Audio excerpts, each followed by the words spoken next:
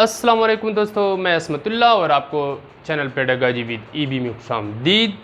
دوستو، آج ہمارے پیڈاگاجی سیریز کا لیکچر نمبر 9 ہے، جس میں ہم نے ڈسکس کرنا ہے definition of guidance according to different experts, اس کے بعد اسکوپ آف گائیڈنس، اور لاسٹ میں ہم نے ڈسکس کرنا ہے role of guidance in schools.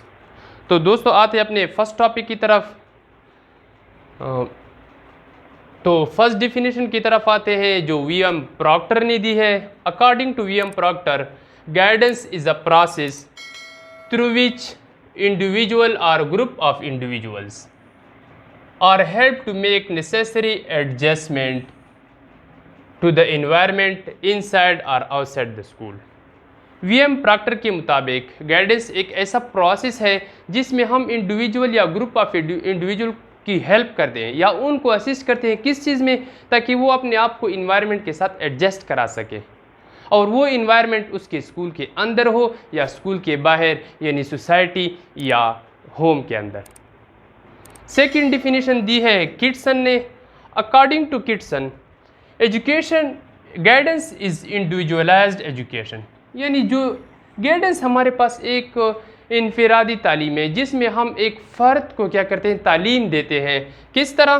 Each student is to be help to develop himself to the maximum possible degree in all respect, یعنی اس میں ہم ایک ایسا ہیلپ اسٹوڈنٹ کو پرووائڈ کرتے ہیں جس میں وہ آپ کو میکسیمم ڈگری تک کیا کرتا ہے، ڈیولپ کرتا ہے ان آل ریسپیکٹ، ہر پہلو سے، یعنی فزیکلی، ایموشنلی، سوشلی، یا ہمارے پاس ایموشنلی کیا کرتا ہے، اپنے آپ کو ڈیولپ کرتا ہے۔ اس کے بعد دوستو باری ہے ہمارے اسکوپ آف گائیڈنس کی۔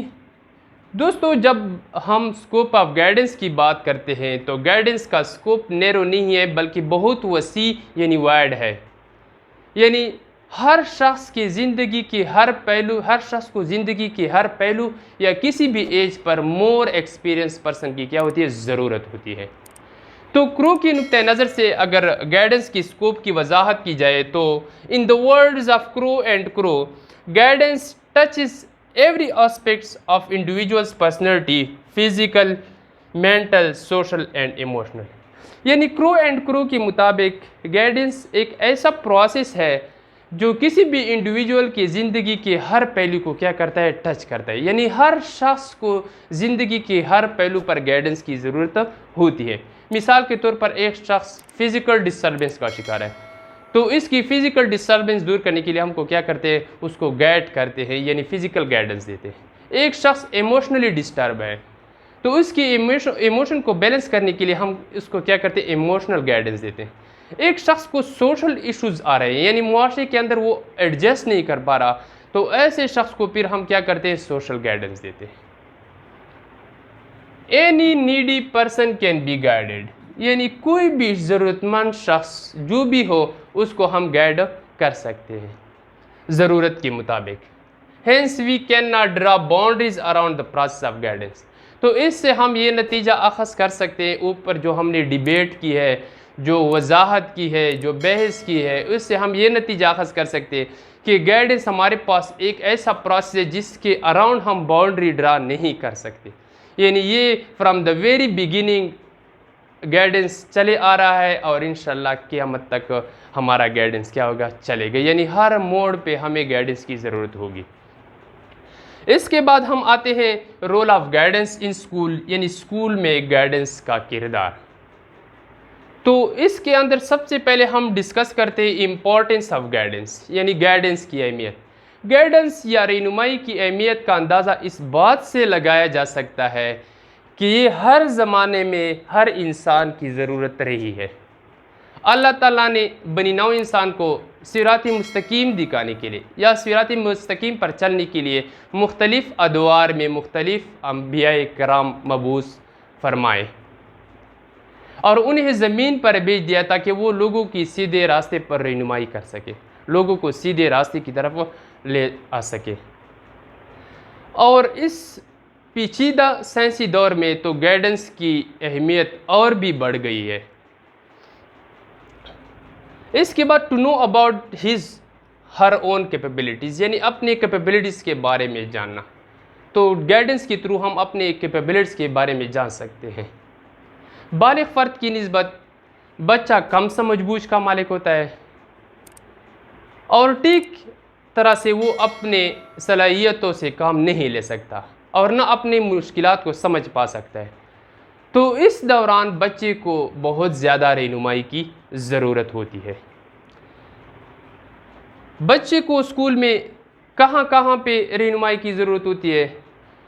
تو at the time of admission, پہل جب بچہ اسکول جاتا ہے تو وہ گھر اور اسکول کے ماحول میں بہت فرق پاتا ہے۔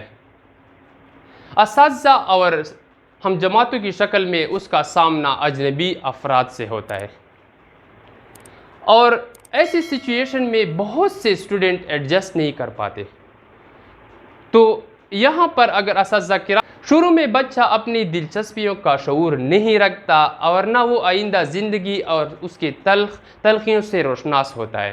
بچے جب ایک کلاس سے دوسری کلاس یا نئے کلاس میں بچے جا رہے ہوتے ہیں، داخلہ لیتے ہیں نئے کلاس میں، تو اس وقت اسے بہت زیادہ مشکلات کا سامنا کرنا پڑتا ہے۔ تو یہاں پہ اساتذہ اور والدین کا فرض بنتا ہے کہ وہ ان کو پراپر گائیڈنس فراہم کرے تاکہ ان کی کامیابی کی امکانات روشن ہو سکے۔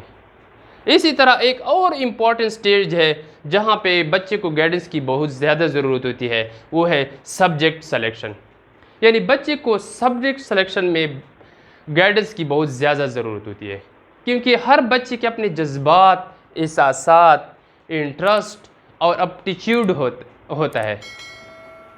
تو ہر بچے کی خواہش ہوتی ہے کہ اس کے اپٹیچیوڈ کے مطابق، اس کے انٹرسٹ کے مطابق سبجیکٹ دیا جائے۔ اب اگر سبجیکٹ بچے کے اپٹیچیوڈ انٹرسٹ کے مطابق ہوگا تو وہ جو اسیسمنٹ ہوتے ہیں اسکول کے اندر، سمیٹیو اسیسمنٹ، فارمیٹیو اسیسمنٹ، تو وہ اس میں ایزیلی سے کامیاب ہو سکتا ہے۔ اب اگر سبجیکٹ سلیکشن بچے کے اپٹیچیوڈ یا انٹرسٹ کے مطابق نہ ہو تو بچے کی اسٹڈی میں دلچسپی نہیں رہے گی، اور اس کا جو اینڈ ریزلٹ ہوگا یا تو بچہ فیل ہو جائے گا یا اسکول چھوڑ کر بھاگ جائے گا۔ That's the and of today lecture.